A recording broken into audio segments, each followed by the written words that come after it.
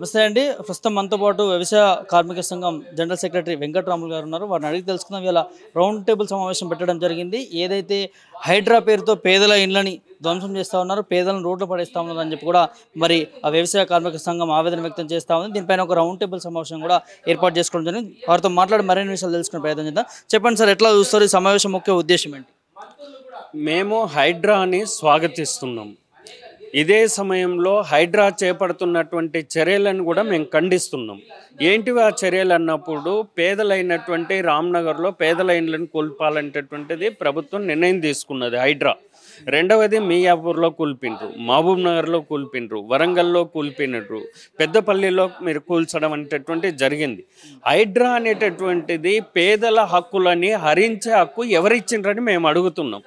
హైడ్రా అనేటటువంటిది సంపన్నుల యొక్క జోలికి వెళితే ఓకే, సంపన్నుల యొక్క అక్రమాలపైన దాడి చేస్తే ఓకే. ఒకవేళ పేదలపైన జోలికి వస్తే, పేదల జోలికి వస్తే ప్రత్యామ్నాయ ఏర్పాట్లు చూపించకుండా, వాళ్ళకు ఇంటి స్థలం ఇవ్వకుండా, ఇంటి నిర్మాణాలు చేపట్టకుండా ఏదో దౌర్జన్యంగా పోలీసు రాజ్యంతో మేము దాడులు చేస్తాం, భయభ్రాంతులకు గురి చేస్తామంటే ఇది ప్రజాస్వామ్యం తెలంగాణ సమాజం అంగీకరించదు.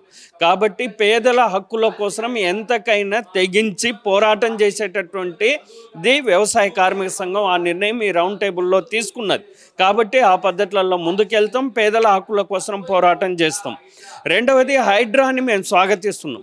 చెరువుల అభివృద్ధి కావాలి, సరస్సుల అభివృద్ధి కావాలి, నాలాలు అభివృద్ధి కావాలి, అట్లానే పార్కులు, వీటన్నిటిని మేము పర్యావరణాన్ని కాపాడుతామనేటటువంటిది ఏదైతే ఉందో, కలుషితం లేనటువంటి నిర్మాణం హైదరాబాద్ని సుందరీకరణ చేస్తామనేటటువంటిది ఏదైతే ఉందో ఖచ్చితంగా మేము స్వాగతిస్తాము. అవల్ల అభివృద్ధి జరగాల్సిందే. వాటి కోసం మీ దగ్గర ఉన్న ప్రణాళిక ఏందని మేము ప్రశ్నిస్తున్నాం. చెరువుల అభివృద్ధి కావాలంటే బడ్జెట్ కేటాయింపులు జరగాలి. గతంలో నీటి కట్టలపైన, చెరువు కట్టలపైన నీటి యజమానులు ఉండేటటువంటి వాళ్ళు, ప్రభుత్వం ఖర్చు పెట్టేటటువంటి నీరెట్టు మనుషులని ఉండేవాళ్ళు. మరి అటువంటి వాటి వ్యవస్థను మీరు పునరుద్ధరిస్తారా? చెరువుల అభివృద్ధికి మీరు బడ్జెట్లు కేటాయింపులు చేస్తారా? వాటిని మీరు ఖర్చు చేసే చిత్తశుద్ధి ఉందా? ఉట్టిగానే దాడులు చేసేసి మేము ఆస్తులను ధ్వంసం చేస్తామని అంటే కరెక్టు కాదు. అన్ని పర్మిషన్లు ఇచ్చినటువంటిది ప్రభుత్వమే. మరి ప్రభుత్వం పర్మిషన్లు ఇచ్చి ఈనాడు ఆస్తులను ధ్వంసం చేస్తున్నారు. ఆ నష్టానికి బాధ్యత ఎవరు వహించాలి? ప్రభుత్వం వహిస్తుందా? ఎవరు వహించాలి? బిల్డర్లా, కాంట్రాక్టర్లా, కార్పొరేట్లు వహిస్తారా? ఇటువంటి అనేకమైనటువంటి అంశాలు ఉన్నాయి. ఈ రాష్ట్ర ఆర్థిక వ్యవస్థ పైన కూడా దాడి జరుగుతుంది.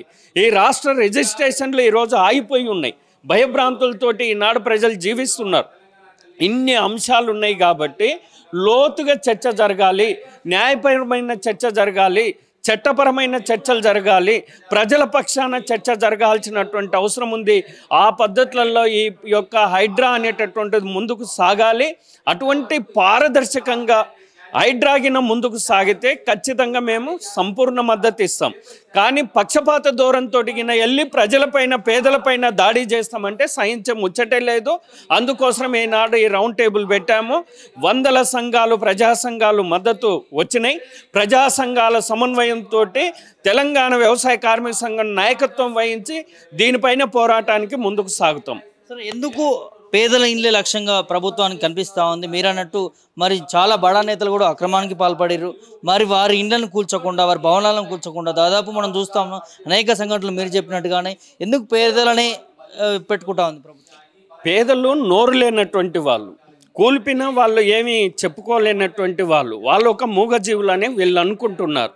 కాబట్టి ఎట్టి పరిస్థితుల్లో పేదలని చైతన్యవంతం చేసి ప్రభుత్వ ఆగడాలని ఎండగట్టే ప్రయత్నం మేము చేస్తాం. కానీ అదే అధికార పక్షంలో ఉన్న, ప్రతిపక్షంలో ఉన్నటువంటి బడా రాజకీయ నాయకులు, కార్పొరేట్లే ఈ యొక్క దందాలకు పాల్పడ్డారు, అక్రమాలకు పాల్పడ్డారు.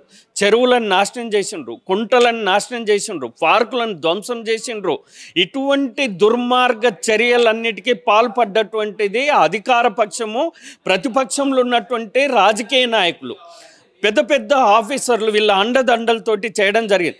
కాబట్టి ఒకవేళ శిక్ష వేయదలుచుకుంటే ముందు మీరంతకు మీరు శిక్ష వేసుకొని ప్రజల దగ్గరికి రావాలని అధికార పక్షానికి, ప్రతిపక్షాలకు మేము చెప్పదలుచుకున్నాం. ముందు మీకు శిక్షలు పడాలి. ఆ శిక్షలు పడే చిత్తశుద్ధి మీకు ఉందా లేదనేటటువంటిది హైడ్రా ద్వారా తేలిపోతుంది. ఈ మధ్యలో కొన్ని కేసులు పెట్టడం జరిగింది.